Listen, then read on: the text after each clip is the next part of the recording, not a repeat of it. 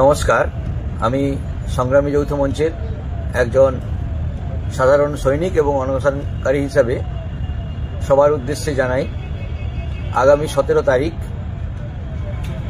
পশ্চিমবঙ্গের যে অরাজক অবস্থা চলছে আপনারা সবাই অবগত আছেন। আগামী সন্দেশখালীর যে বর্বর ঘটনা, এই ঘটনার সর্বত্র আজকে রাজ্যবাসী শিকার হচ্ছে।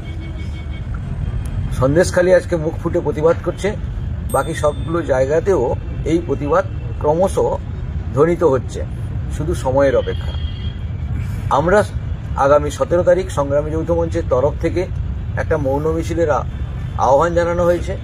সংগ্রামী যৌথ মঞ্চের পাশাপাশি বাকি সমস্ত সংগঠন এবং সাধারণ মানুষকে আবেদন জানাবো, এই মৌন মিছিলে আপনারা সবাই অংশগ্রহণ করুন। সরকারের এই বর্বর পাশবিক অত্যাচারের বিরুদ্ধে আপনারা সরব হয়ে উঠুন। আপনারাই যদি সরব না হয়ে ওঠেন, আগামী ভবিষ্যৎটা আমাদের কাছে অন্ধকারময় হয়ে আসছে।